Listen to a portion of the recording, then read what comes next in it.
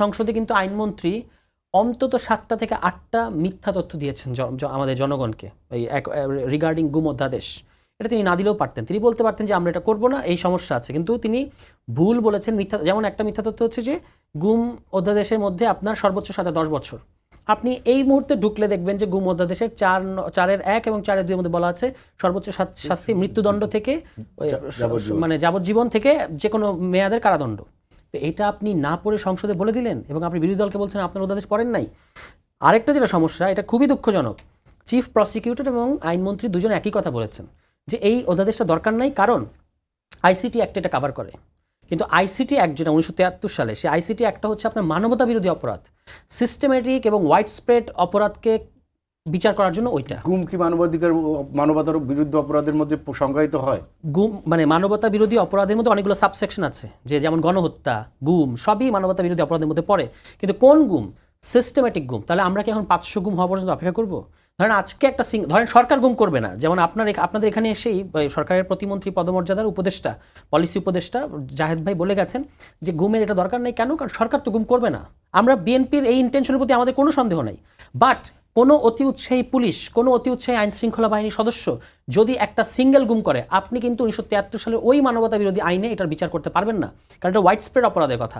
এখন গুম অধ্যাদেশে বলে দেওয়া আছে যে মানে যেটা মানবতা বিরোধী অপরাধ হিসেবে যে গুম, সেটার বিচার ওই আগের আইনই হবে, মানে 1973 সালের আইনই হবে। আর গুম অধ্যাদেশ হচ্ছে একটা সিঙ্গেল আইনকে, মানে একটা সিঙ্গেল গুমকে সুরাহা করার জন্য। আচ্ছা, এটা গেল গুমের ব্যাপারে। ফলে উনি কিন্তু মিথ্যা তথ্য দিচ্ছেন এবং উনি বলেছেন জাতীয় নিরাপত্তার কারণে আটক করলে সেটাকে গুম বলা যাবে না। এখন এই গুমের অধ্যাদেশ কিন্তু নিবর্তনমূলক আটককে নিষিদ্ধ করে না। আমাদের সংবিধানে নিবর্তনমূলক আটকের ব্যবস্থা আছে। অর্থাৎ আপনি জানেন যে আমাদের সংবিধানের 33 অনুচ্ছেদ অনুযায়ী যদি কাউকে আটক করা হয় তাহলে 24 ঘন্টার মধ্যে তাকে আইনজীবীর আশ্রয় দিতে হবে, তাকে আদালতে প্রডিউস করতে হবে। এটা হচ্ছে হ্যাবিয়াস কর্পাস। ঠিক আছে, এটা পৃথিবী 400-500 বছর সংগ্রাম করে এখানে গেছে, তো সেটা আমাদের সংবিধান কর্তৃক স্বীকৃত। আমাদের এই গুম অধ্যাদেশে শুধু সেটাকে এনশিওর করা হচ্ছে যে আপনি 24 ঘন্টার মধ্যে হাজির করতে হবে, আদারওয়াইজ এটা গুম হবে। কিন্তু ধরেন জাতীয় নিরাপত্তার কোনো ইস্যু তৈরি হয়েছে, বিদেশি শত্রু, আমাদের কোনো একজন বিদেশি শত্রু যে আমাদের জাতীয় নিরাপত্তাকে, ইন্টারনাল সিকিউরিটিকে ভন্ডুল করতে চায়, এই ধরনের কোনো একটা কেস, সেটা তো আপনি ওই সংবিধানের ওই অনুচ্ছেদের মধ্যেই 33-এর 1 এবং 2 এর পরের যেগুলো 3 থেকে 5 আছে, সেখানে বলে দেওয়া আছে যদি বিদেশি শত্রু হয়, যদি নিবর্তনমূলক আটক হয়, তাহলে 33-এর 1 এবং 2 এক্ষেত্রে প্রযোজ্য হবে না। অর্থাৎ আপনি সাংবিধানিক এবং আইনি পদ্ধতিতেই কিন্তু ওই জাতীয় নিরাপত্তার স্বার্থে আটকটাকে ডিল করতে পারেন। এর পাশাপাশি আমরা এটাও বলেছি যে আপনি জাতীয় নিরাপত্তার স্বার্থে একটা বড় কোনো বিচ্ছিন্নতাবাদী ক্রিমিনাল, তাকে আপনি উন্মুক্ত আদালতে হাজির করতে পারবেন না। We understand this. তাহলে আপনি বিশেষ বিচারিক ট্রাইব্যুনাল করেন, যেখানে আপনি 24 ঘন্টার ওই বারটাকে অ্যাভয়েড করতে পারবেন। আপনার তো গুম করার দরকার নাই, তাহলে আপনি কেন বলছেন যে জাতীয় নিরাপত্তার স্বার্থে আটক করা হলে সেটা গুম বলা যাবে না? তারা বলছে এখানে আইন শৃঙ্খলা বাহিনী জড়িত, এটা যদি আপনি আটক করতে হয়, মানে কোনো তদন্ত বা ব্যবস্থা নিতে হয়, তাহলে সরকারের সাথে আগে কথা বলে নিতে হবে। ওয়ারেস এই গুম অধ্যাদেশে বলে দেওয়া আছে যে আদালতের অনুমতি সাপেক্ষে দিতে হবে। এখন আপনি একটা চিন্তা করে দেখেন, আমরা তো বিচার বিভাগের পৃথকীকরণ চাই, বিএনপিও চায়।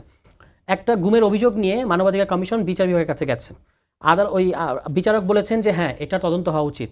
তাহলে সরকার যদি তদন্ত করতে না দিতে চায় বা নিরুৎসাহিত থাকে, তাহলে কি বিচারককে আদেশ দিতে পারবেন না? তাহলে কি আর বিচার বিভাগের স্বাধীনতা থাকলো? ফলে বিচারক এখানে তো বলেই দেওয়া আছে যে আদালতের অনুমতি সাপেক্ষে আপনি তদন্ত এবং প্রয়োজনীয় ব্যবস্থা নিতে পারবেন। কিন্তু সরকারি বাহিনী গুম করে, যেটা ভাই বলেছেন যে তাদের একটা চাপ থাকতে পারে, সরকারি বাহিনী গুম করেছেন, আপনি যদি সরকারের অনুমতির উপর ডিপেন্ডেন্ট থাকেন, তাহলে এটা আবারও মিজানুর রহমান কমিশন হবে।